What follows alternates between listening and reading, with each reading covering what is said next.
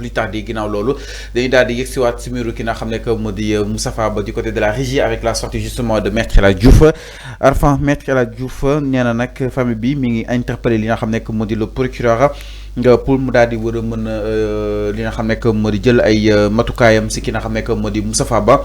Alors si boobu de interpellation Arfan quand on sait que Moustapha Ba c'est un ministre kii Moustapha Sarré c'est un ministre cadre yi nga xam ni itam yëkki na ko est-ce que Arfan dina yomb pour ñu woolu ko am na immunité bu koy protéger sûrement. Ouais, mais Farlo, humilité quand tu es en flagrant délit. Y a pas, on parle pas d'humilité en flagrant délit. Demal nga laaj juriste yi ñu jàng droit. Na mo ban bon as tuuti jàng naa droit. Donc jaar naa département fac droit. Mais humilité boo waxee humilité ba tombé ci flagrant délit mooy loxo si poos on parle pas d'humilité humilité bi dafay tëb mais man benn affaire lay wax. En tout cas li ma mën a wax ci dossier boobu un dossier qui est loin très loin d'ailleurs d'être bouclé parce que dossier boobu xaajagul.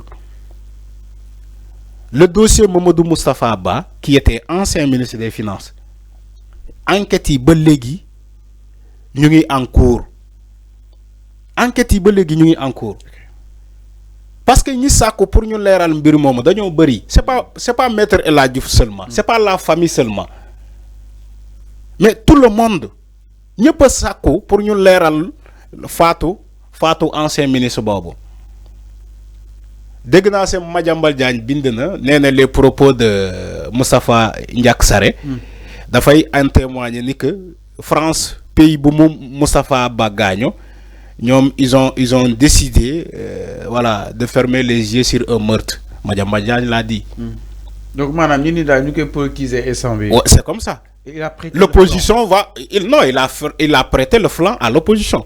Moo tax ma ne la erreur de communication Moustapha Ndiak Sarré du moom moo war a wax loolu directement aujourd'hui il va permettre à l'opposition di jël loolu comme une arme fatale contre le régime. C'est évident.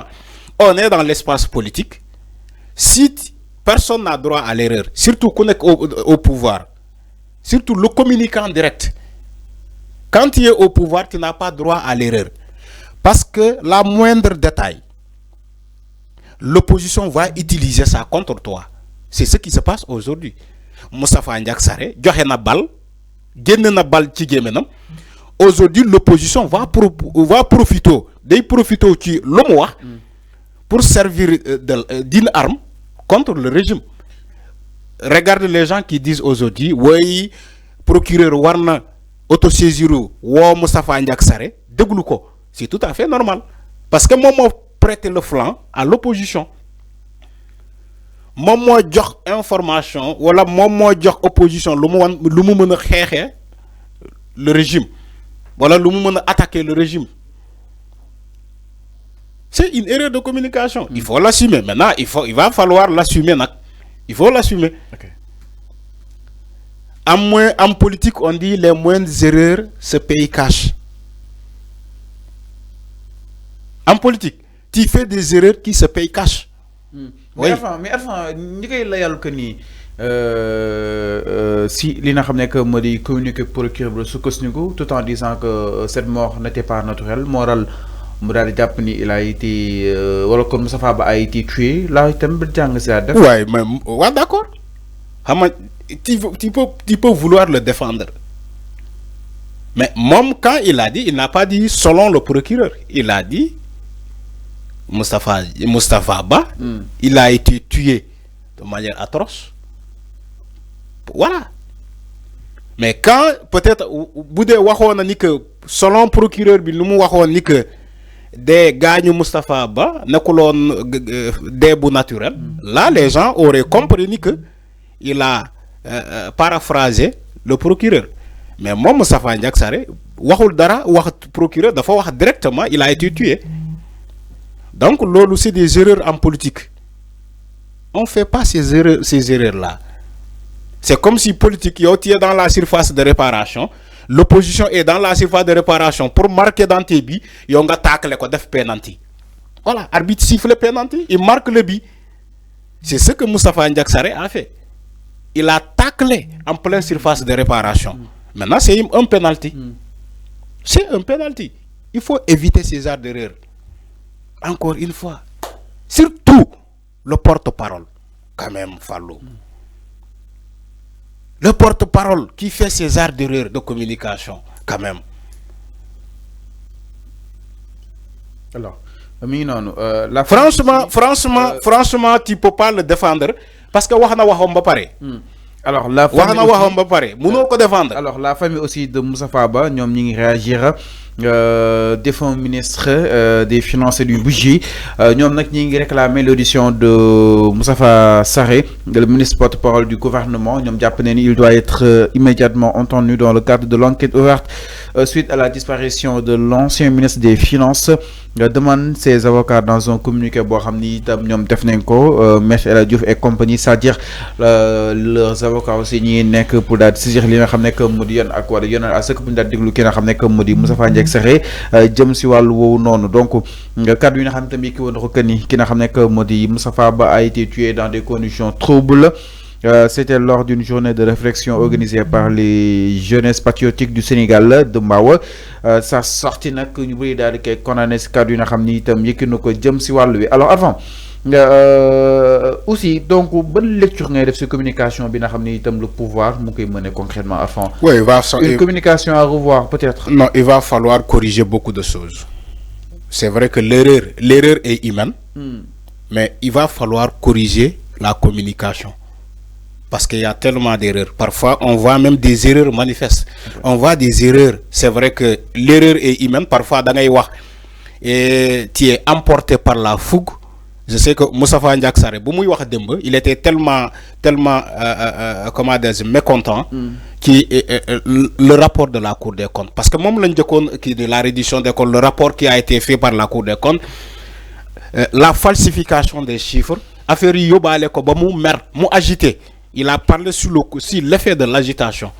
Moi, le dossier même de l'ancien ministre des Finances, il a été tué. Parce que dans le moment bobo, il devait contrôler ses émotions. C'est ça la grandeur de l'homme. Surtout un politicien. Surtout aussi, posture Boumou Amtei, qui est le ministre d'État, en même temps aussi porte-parole du gouvernement. Il faut contrôler mer bobo.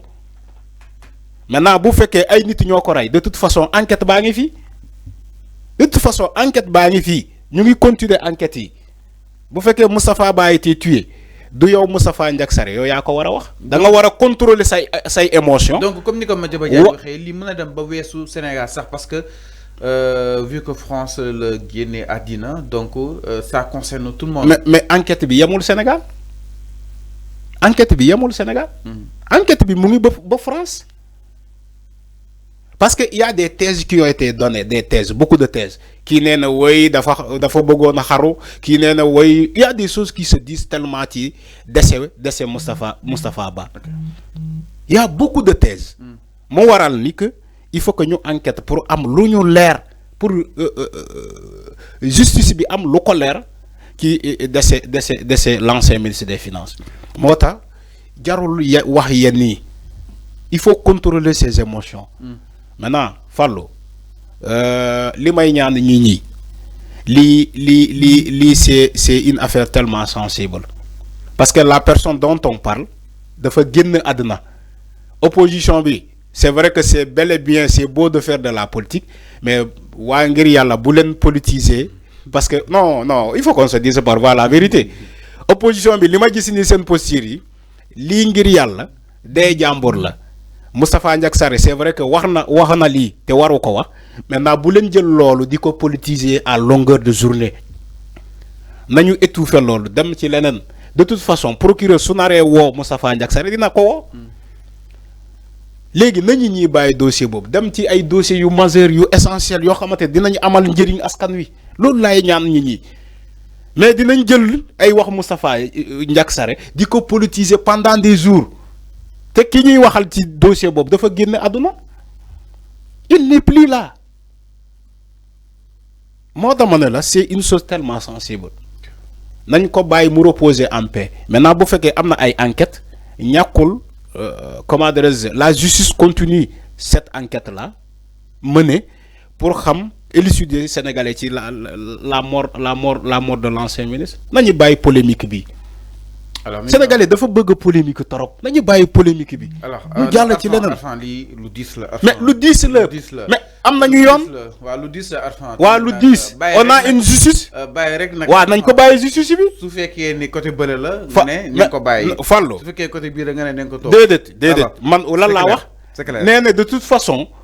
Procureur bu naree woo Moustapha Ndiack Sarré pour déglu ko ci lu mois mais dina ko woo mais loolu laa wax moo tax ma ne nañu bàyyi di tardé wu sur ça parce que nit bu gaañu la dafa gaañu il n'est plus dans cette vie. Franchement waaw loolu laay wax ni on est d'accord waaw loolu laay wax ni waxuma si leneen di message yi Arfan mi ngi yëngal suñu micro yi waaw mi ngi noonu par rapport ak li nga xam ne que moo di mbir mi ñu daal jàll yi itam leneen du côté de la régie ginnaaw